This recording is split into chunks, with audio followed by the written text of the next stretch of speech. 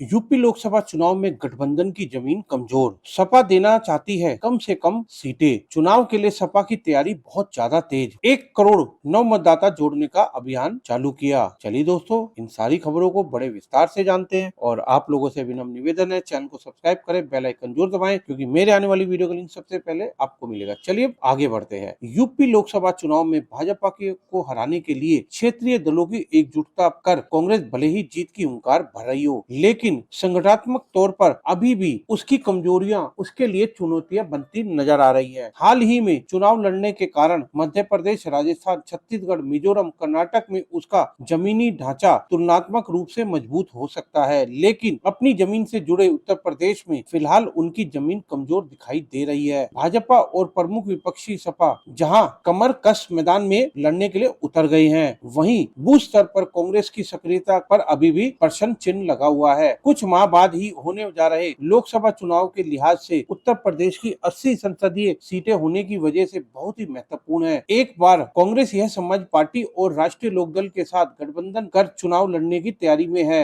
सपा उसे कमजोर बताकर कम से कम सीटें देना चाहती है, वहीं कांग्रेस 20 से 25 सीटें चाहती है। प्रमुख राष्ट्रीय दल होने के नाते भले ही कांग्रेस लड़ने के लिए पर्याप्त सीटें पा जाए, लेकिन उसकी चुनौती तैयारी अभी तक उस स्तर पर नहीं पहुंची है कि जमीनी स्तर पर वो काम कर सके। नए बनाए गए प्रदेश अध्यक्ष अजय राय एक यात्रा निकाल चुके हैं। प्रदेश प्रभारी अविनाश पांडे जोनल बैठक भी कर रहे हैं। बूथ स्तर पर तैयारी के प्रश्न चिन्ह पर भी एक पदाधिकारी ने बताया है कि अभी 11 जिले अध्यक्ष और 5 शहर अध्यक्षों के पद भी खाली हैं। हाल ही में समीक्षा में यह बात भी सामने आ गई है कि 3 दिन के भीतर इन पदों को भर लिया जाएगा। इसके अलावा बूथ समितियों के गठन में कोई समीक्षा नहीं हुई है, कोई कार्यक्रम बूथ स्तर तक नहीं हो सका है। फिलहाल प्रयास यह है कि न्याय पंचायत स्तर के कार्यकर्ताओं को सक्रिय कर राहुल गांधी की प्रस्तावित यात्रा में भीड़ कैसे जुटाई जाए। विपक्षियों में सपा की तैयारी अवश्य तेज है। एक विधायक ने बताया कि हाल ही में हुई बैठक में विधायकों और पूर्व विधायकों को नए मतदाता जोड़ने का लक्ष्य दे दिया गया है। यही प्रदर्शन 2027 के विधानसभा चुनाव में टिकट का आधार हो सकता है। साथ ही सभी बूथ समितियों पार्टी मुख्यालयों में जमा करा दी गई है, उनका सत्यापन चल रहा है। इसके इत्र भाजपा की चुनावी तैयारी में रफ्तार ज्यादा ही तेज है। लगातार बूथ स्तर के कार्यक्रम चल रहे हैं। पन्ना प्रमुख तय है। विकसित भारत की संकल्प यात्रा में क्षेत्रवासियों को एकजुट करने का दायित्व और मंडल के बूथ कार्यकर्ताओं पर है, जिससे वह सत सक्रिय है। 1 करोड़ नव